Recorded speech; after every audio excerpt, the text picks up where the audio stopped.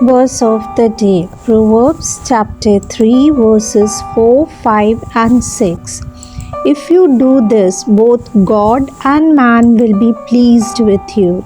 Trust in the Lord with all your heart. Never rely on what you think you know. Remember the Lord in everything you do, and He will show you the right way. The book of 1 Corinthians chapter 7. Now, to deal with the matters you wrote about, a man does well not to marry, but because there is so much immorality, every man should have his own wife, and every woman should have her own husband. A man should fulfill his duty as a husband, and a woman should fulfill her duty as a wife, and each should satisfy the other's needs. A wife is not the master of her own body, but her husband is. In the same way, a husband is not the master of his own body, but his wife is. Do not deny yourselves to each other unless you first agree to do so for a while in order to spend your time in prayer, but then resume normal marital relations. In this way, you will be kept from giving into Satan's temptation because of your lack of self-control. I tell you this not as an order but simply as a concession. Actually, I would prefer that all of you were as I am, but each one has a special gift from God. One person this gift, another one that gift. Now to the unmarried and to the widows I say that it would be better for you to continue to live alone as I do, but if you cannot restrain your desires, go ahead and marry. It is better to marry than to burn with passion. For married people I have a command which is not my own, but the Lord's. A wife must not leave her husband, but if she does, she must remain single, or else be reconciled to her husband, and a husband must not divorce his wife. To the others I say, I myself not the Lord. If a Christian man has a wife who is an unbeliever and she agrees to go on living with him, he must not divorce her. And if a Christian woman is married to a man who is an unbeliever and he agrees to go on living with her, she must not divorce him. For the unbelieving husband is made acceptable to God by being united to his wife, and the unbelieving wife is made acceptable to God by being united to her Christian husband. If this were not so, their children would be like pagan children, but as it is, they are acceptable to God. However, if the one who is not a believer wishes to leave the Christian partner, let it be so. In such cases, the Christian partner, whether husband or wife, is free to act. God has called you to live in peace. How can you be sure, Christian wife, that you will not save your husband? Or how can you be sure, Christian husband, that you will not save your wife? Each one should go on living according to the Lord's gift to him, and as he was when God called him. This is the rule I teach in all the churches. If a circumcised man has accepted God's call, he should not try to remove the marks of circumcision. If an uncircumcised man has accepted God's call, he should not get circumcised. For whether or not a man is circumcised means nothing.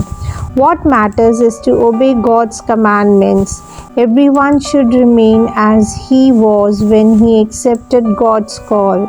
Were you a slave when God called you? Well, never mind. But if you have a chance to become a free man, use it, for a slave who has been called by the Lord is the Lord's free man.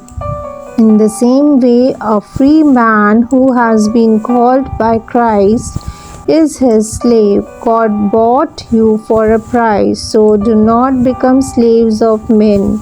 My brothers, each one should remain in fellowship with God in the same condition as he was when he was called. Now, concerning what you wrote about unmarried people, I do not have a command from the Lord, but I give my opinion as one who by the Lord's mercy is worthy of trust.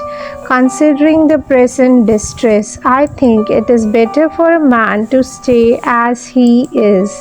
Have you got a wife? Then don't try to get rid of her. Are you unmarried? Then don't look for a wife. But if you do marry, you haven't committed a sin. And if an unmarried woman marries, she hasn't committed a sin. But I would rather spare you the everyday troubles that married people will have. What I mean, my brothers, is this: there is not much time left, and from now on, married men should live as though they were not married, those who weep as though they were not sad, those who laugh as though they were not happy, those who buy as though they did not own what they bought, those who deal in material goods as though they were not fully occupied with them. For this world as it is now will not last much longer. I would like you to be free from worry. An unmarried man concerns himself with the Lord's work because he is trying to please the Lord, but a married man concerns himself with worldly matters because he wants to please his wife, and so he is pulled in two directions. An unmarried woman or a virgin concerns herself with the Lord's work because she wants to be dedicated both in body and spirit. But a married woman concerns herself with worldly matters because she wants to please her husband. I am saying this because I want to help you. I am not trying to put restrictions on you. Instead, I want you to do what is right and proper, and to give yourselves completely to the Lord's service without any reservation. In the case of an engaged couple who have decided not to marry, if the man feels that he is not acting properly towards the girl, and if his passions are too strong and he feels that they ought to marry, then they should get married as he wants to. There is no sin in this, but if a man without being forced to do so has firmly made up his mind not to marry, and if he has his will under complete control and has already decided in his own mind what to do, then he does well not to marry the girl.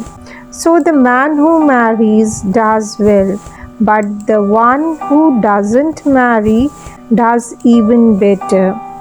A married woman is not free as long as her husband lives, but if her husband dies, then she is free to be married to any man she wishes, but only if he is a Christian.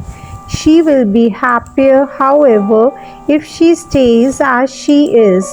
That is my opinion, and I think that I too have God's Spirit. Amen.